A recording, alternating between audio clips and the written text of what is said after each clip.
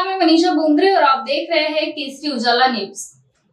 शरद पवार की राष्ट्रवादी कांग्रेस पार्टी के वरिष्ठ नेता अनिल देशमुख ने विधानसभा में वनस्थल वाली जगह पर कब्रिस्तान बनाए जाने की मांग की है। उनका कहना है कि गांव में वनस्थल वाली खुली जगह पर सरकार आंगनबाड़ी, स्कूल और बाल विहार के लिए जगह देते हैं, लेकिन जब बात कब्रिस्तान की आती है तो उन्होंने अलग नियम बनाए रखे हैं। उन्होंने आगे कहा कि गांव में कब्रिस्तान के लिए जगह दी जाए, साथ ही इसके लिए एक कथित तौर पर अधिकारियों की बैठक की जाए। सुटेल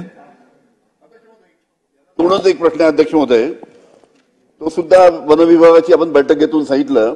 माझा एक प्रश्न आहे की गावामध्ये आपण फॉरेस्टची जागा असली तिथे अंगणवाडीला जागा देतो, शाळेला जागा देतो, बालवाडीला जागा देतो, पण फॉरेस्टच्या जागेमध्ये स्मशान भूमीला जागा देत नाही।